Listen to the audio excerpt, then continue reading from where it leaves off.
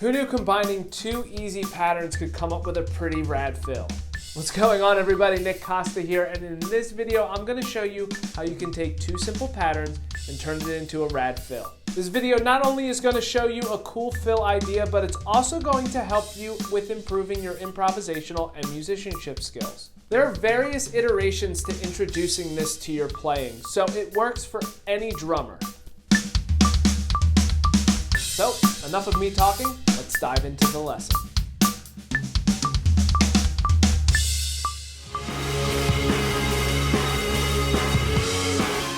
Now with this drum fill, you are combining two basic patterns. Pattern 1 is right, left, kick. Pattern number 2 is right, left, kick, kick. So with this fill, you are going to play pattern 1 3 times in a row. You are then going to play pattern 2 2 times in a row. This gives you right, left, kick, right, left, kick, right, left, kick, right, left, kick, kick, right, left, kick, kick. Now, if you play this in either an 8th note or 16th note subdivision, that very last kick drum falls on beat 1. This creates a pretty cool sound because usually beat 1 you're hitting a crash cymbal to get back into your groove after a fill. So for the first exercise, you are going to play this pattern in an 8th note subdivision. You're going to play both of your hands on the snare drum and your foot obviously on the bass drum. Make sure that you rest for the remainder of the second measure so you have time to reset and play the example again. By the way, a free PDF of this lesson is available on my website. There's a link to it in the description below. Going to set the metronome to 80 BPM. Play along with me. 1, 2, ready, and...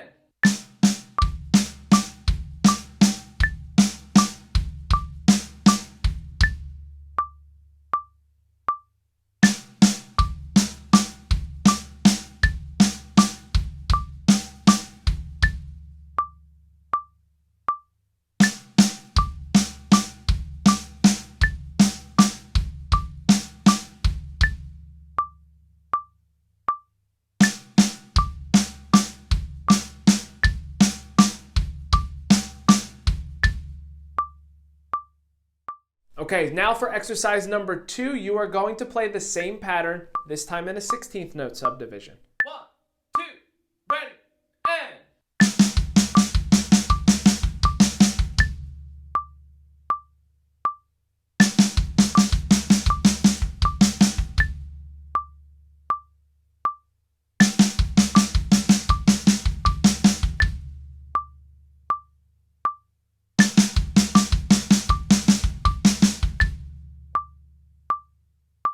Now that you're getting more familiar with this, it's time to put it into context. Play a basic groove for 3 measures, and for the 4th measure, play this pattern in a 16th note subdivision.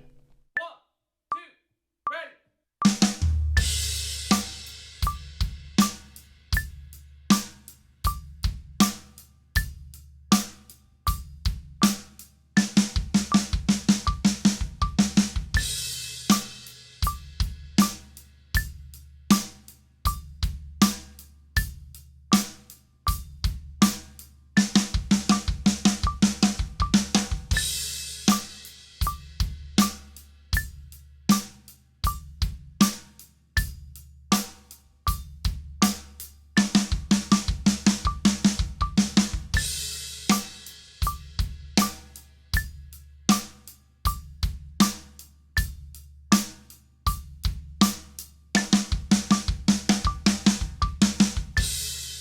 Now, although this sounds pretty cool, it is pretty boring because it's only 2 voices. Now it's time to start moving the hands around the kit to make this sound a bit more musical. So step number 1, move just one of your hands to a different part of the drum kit. In this case, move the right hand over to the floor tom. This now gives you the pattern of floor, snare, kick, floor, snare, kick, floor, snare, kick, floor, snare, kick, kick, floor, snare, kick, kick. You can also move your left hand up to the rack tom. Snare, rack, kick, snare, rack, kick, snare, rack, kick, snare, rack, kick, kick, snare, rack, kick, kick. You can also move both of your hands. Now for this next playing example, I'm going to play through all 3 of those examples. I'll play through each one 2 times in a row before moving on to the next. Yeah, you can watch me do it, but you should play this yourself. That's the only way you're going to get better. Come on, let's give this a shot. 1, 2, 3.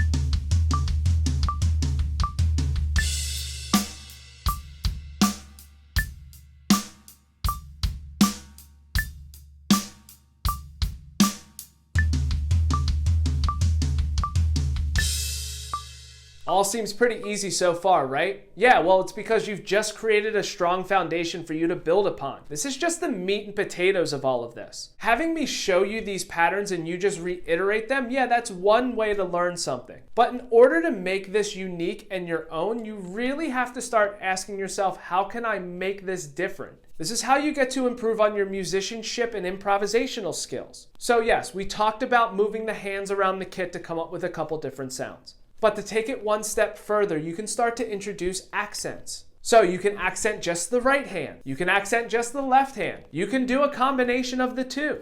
Now, although I want you to come up with your own ideas, here are just a few different examples to get you started. By the way, also going to increase that tempo to 110 BPM. 1, 2, 3.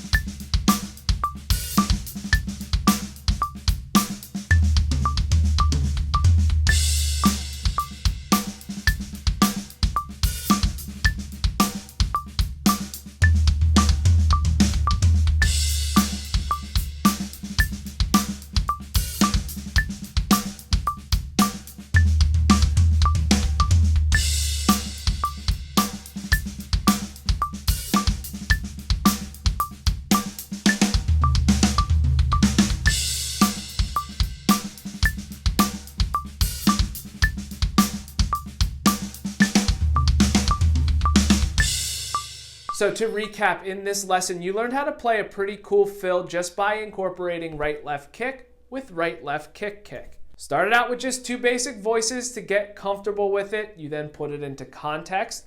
Then you started to move your hands around the kit to come up with some unique voicings. Finally, you saw some examples adding accents to these patterns to make it sound even more musical. Now that you've developed this nice strong foundation, you need to build upon this and take it even further. Maybe supplement some of those accents with flams or possibly doubles. Or when you get comfortable enough and know where the one is, you can start to mix and match where you put the right-left kick and right-left kick kick patterns. Either way, sit back, play this slow enough so you can develop it into something that is unique to your sound. If you liked this video lesson, make sure you leave a comment below letting me know what you liked about it. Also, if you come up with a really cool idea, make sure you tag me in it because I would love to see what you came up with. And while you're here, make sure you hit that subscribe button as well as the bell notification. That way you're notified anytime I upload new content to the channel. And that is it. Thank you so much for checking out this video lesson. Make sure you practice it and take it further than what I just showed you. It's time for you to create your own voice with this pattern. And until next time, see you later.